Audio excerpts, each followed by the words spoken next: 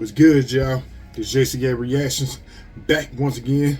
About to get into another death battle video titled Magneto versus Tetsuo, Marvel versus Kira. Y'all already know. Actually, I guess y'all don't know what I'll be going for. But I don't know about this Tetsuo dude. Hopefully Magneto win. But started the video a little too early. I'm gonna go ahead and get into the video. Ain't got no time to waste. So, without further ado, about to give out this content strictly from me to you. Let's get it. Magneto, Marvel's mutant master of magnetism. Tetsuo Shima, Akira's telekinetic terror of Neo Tokyo. These two maestros of kinesis have ignited revolution not just in their worlds, but also the very mediums they exist within. He's Wiz and I'm Boomstick. And it's our job to analyze their weapons, armor, and skills to find out who would win a death battle. Magneto! Of modern civilization. Likely no conflict tested humanity more than the Second World War. In the primary Marvel 616 universe, this fact is no different, especially to the Eisenhart family and their only son. You may know him as Magnus, Eric, or Max, but if you ask him, he'd say his true name is Magneto. As a Jewish child in Nazi Germany, Magneto's early life was, well, extremely traumatic. Even after eventually escaping certain death with his future wife, misfortune always followed wherever he went. Thanks to his unexpected mutation called the X gene, the mark of a superhuman. After settling down in Russia with his new family, the KGB quickly found out about this quirk. So they burned his house down with his own... Fun fact, just in case y'all didn't know, X-Men was actually based off of MLK and Malcolm X, for y'all that didn't know. I'm sure y'all did. Daughter just want to put that out there. Naturally, he snapped and killed them all. I don't blame him. I'd do that too. Too bad his wife didn't get it and ditched him. As far as Magneto and old buddy in the wheelchair. His entire life, he'd do the same to them in the name of mutants everywhere. At first, Magneto turned to the telepathic powerhouse Charles Xavier and his fledgling team of heroes. But his new friend wasn't thrilled with the idea of, subjugating the human race. So, Magneto formed his own team of mutants, the Brotherhood. Magneto can telekinetically move, bend, and reshape any metal he's aware of. Bullets, vehicles, buildings, you name it. Even himself when he manipulates his personal magnetic field for flight and energy barriers. Magnetic kinesis is far more versatile than it would appear at first glance. The blood in your body has iron in it. The air has traces of lead and mercury. Whole mountains are lined with metallic ore. The Earth itself is surrounded by a literal magnetic field. So many toys for Maggie to play with. He can detect magnetic fields at such a huge range, he can even pinpoint Earth's magnetic rays while stranded on a planet in another galaxy. And guess what? He was able to use those rays to pull himself back to Earth in a single day. His range is even more remarkable than that.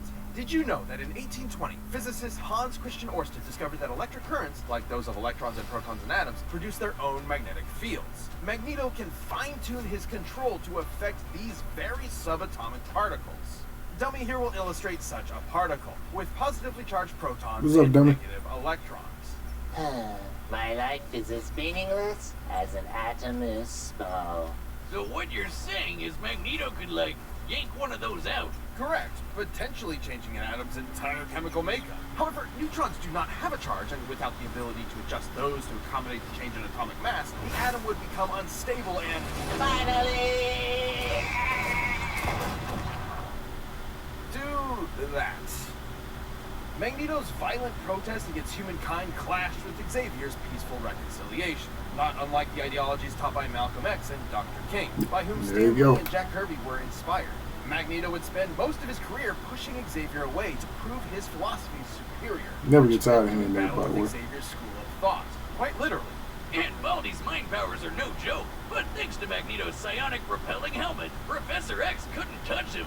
Magneto survived Cyclops' earth-splitting lasers, absorbed the power of the sun to battle Iron Man, ripped the adamantium skeleton out of Wolverine's body, and even taken on Hercules himself. You know, the Greek legend, Zero to Hero, the guy who held up the skies of Olympus for Atlas? That Hercules. Seems sensible. Magneto once used the Earth's magnetic field to overwhelm the Phoenix Force, which can effortlessly destroy planets, let alone far more. Hell, if he really wanted to, Magneto could totally just fling the Earth off its axis. It's entirely possible he may have eventually resorted to just that. Over time, it became clear Magneto's war was doing far more harm than good for his fellow mutants, however well-intentioned he may have been at first. Luckily, he later realized he was going a bit overboard and began reevaluating his perspective. Good for you, Mags. It's really tough to recognize when you're the baddie. It took time and patience not just from Magneto, but also from his peers. Yet eventually, his path was completely changed. He even became a leader for Xavier's X-Men. But don't let his new goody two-shoes ways fool you. Whenever there's a threat to mutants, you can bet Magneto will be there to annihilate it. Forever. By any means necessary. Over 30 years ago, a new type of bomb was set off over Tokyo, and 9 hours later, began the Third World War. Welcome to 2030, or 2019 if you're watching the anime. The buildings are taller, the motorcycles are cooler, and the future is brighter. No, wait, not really. If you find yourself in the capsule gang, you'll meet Shotaro Kaneda, who's like your textbook anime Chad. Gets the ladies, beats the baddies, and cops the sweetest rigs. Man, I need to get Typical protagonist. And then there's the little brother of the group, Kaneda's best friend, Tetsuo Shima. Oh, he ain't the protagonist? Oh, never mind. Well, The exact opposite. A total wimp. As a kid, Tetsuo in his college thesis forehead got bullied for being the new kid at the orphanage. That's until Big Bro Kaneda came to the rescue. eventually the two went to vocational school together and formed the Capsules. But Tetsuo was never satisfied with Kaneda being the leader of the pack. Tetsuo desired more than anything to be top dog. Oh, I can just see that monkey's paw curling in my mind. Or that kid walking down the street. Shit! Tetsuo, watch out! We're good! That definitely should have killed him. But since it didn't, Tetsuo earned himself a ticket to military confinement. Turns out they had an under-the-table program for developing child superweapons. In the same program that backfired and jump-started the war, Tetsuo became Japan's Esper number 41. He may not have been a natural with bikes, baddies, or babes, but this telekinesis stuff hit different. He walked out of that hospital ward effortlessly flying, reading minds, and blending people into strawberry jelly. Tetsuo got what he wanted. Power, along with the hunger for more of it. A hunger that used to only be satiated with drugs. And not just any gateway drug. Pills so potent that a single gram of the stuff could kill you. So, pretty How did he bad. survive? That reminds me of college days, huh? Snow wizard. Tetsuo's main ability is his constantly increasing psionic energy, growing more and more powerful over time. This is due to Tetsuo's link to, quote, the memories of the universe, end quote. It's weird. Either way, Tetsuo leveled up from lame gangbuster to certified badass. This guy is a walking natural disaster. His telekinesis can shake the planet, easily cause earthquakes over a dozen miles below the surface. He can summon psychic barriers for defense and crush foes with frickin' gravity wells. He can dart around Still as a going literal Magneto bolt so of far. lightning, or even teleport in an instant. Tetsuo's telekinesis can be so precise he can target and obliterate specific parts of the body. He can heal severe wounds quickly, but even after losing a whole limb, he can craft a new one using whatever nearby materials he wants. With these powers, Top Dog Kaneda didn't matter anymore. Who needed his approval? Tetsuo tasted that good shit and he was hooked. And when he found out another expert named Akira could deal him even more power, he rampaged through Tokyo to find him. And this is where versions of the story differ. Spoilers ahoy! You may be familiar with the 1988 animation, where Akira had been dissected for research. However, in the original manga, Akira is not only alive, but even more powerful. Once that little runt nuked Tokyo, Tetsuo would erect the Great Tokyo Empire with Akira and himself as its leaders. But he ended up just abusing the position for endless sex and inflating his ego. With Kaneda's rebellion at his front door, Tetsuo took a turn for the worse. He had to fight. Tetsuo's defeated other powerful espers, dodged light-speed lasers, and jumped to the moon faster than anyone could blink, and then punched a big old hole in it. And if you ask, Boomerstick, wouldn't that mess up gravity on Earth? You would be right, because it totally did. Screwed the planet, I guess. Stupid moon. Which brings us to Tetsuo's folly. His abuse of his powers spiraled until he lost control. Unfortunately for Kanada's rebellion, this did not make Tetsuo an easier enemy to confront. Exactly opposite, in fact, as Tetsuo painfully mutated into an unstoppable behemoth. Yep, that's not totally disturbing Yeah. at all. I'm happy to say the manga's version is even more disturbing. I mean, I know babies can be monsters, but that's a Oh, I whole don't level. differ from Which that. is pain incarnate. I can relate. Another I just started expert reading described manga, by the Tetsuo's way. struggle as ego death, which has multiple definitions, but in this I'm satisfied case, with likely it. symbolic of the version I'm of satisfied with it, but Magneto it kind of Yeah, it's take away from the described anime a as little bit. shedding of one's own identity, like how LSD can emulate a wild out-of-body experience, and you come back with a new perspective.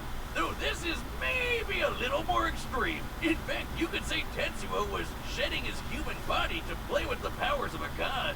I wish I could shed out of my body.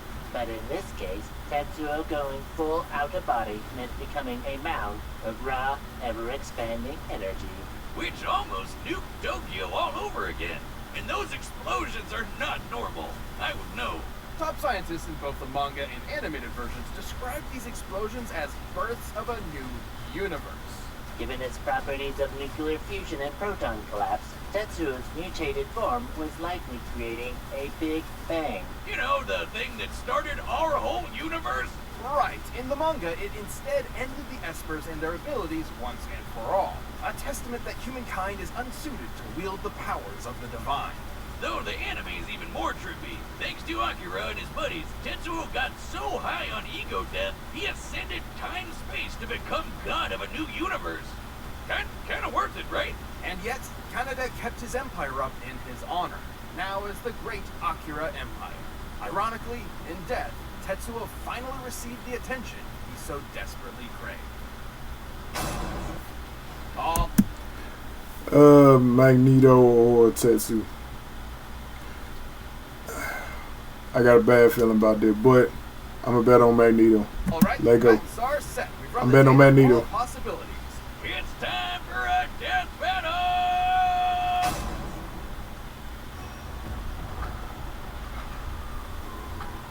Even in Japan, they failed to recognize our superiority. Wrong country, Grandpa! You're an Akira turf now!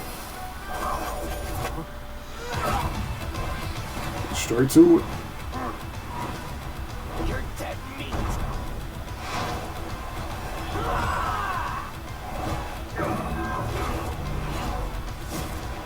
Impudent child! The hell are you calling child? I make the rules around here!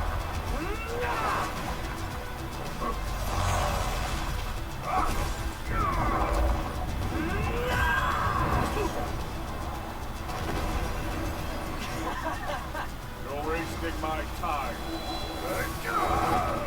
Come on. You can reform it, don't loot. No, come on. Magnetism.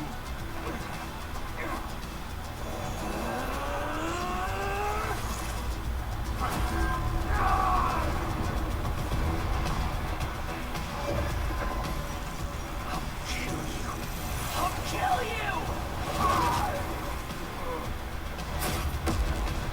Your history, scumbag!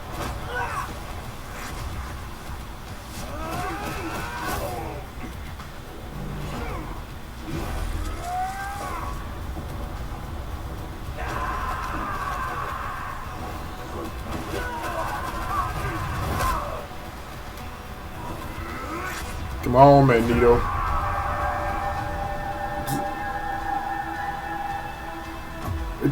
No! No!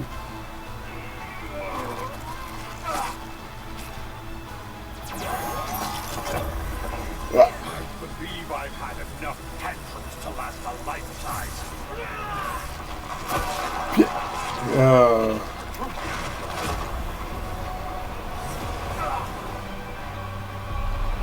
I think I bet on the wrong one. Again.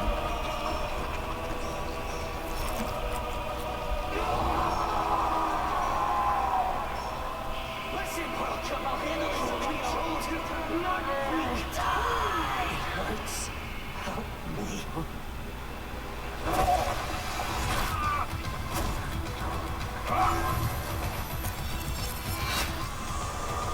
I was just gonna say you use blood to do that.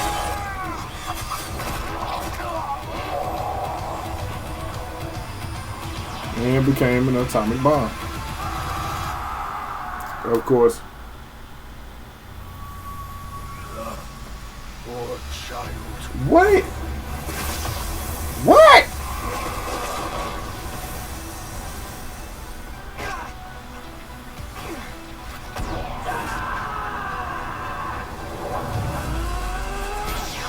Just finish the job!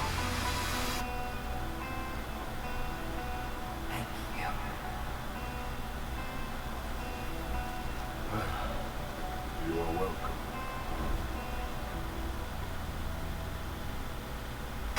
And I got my dog again!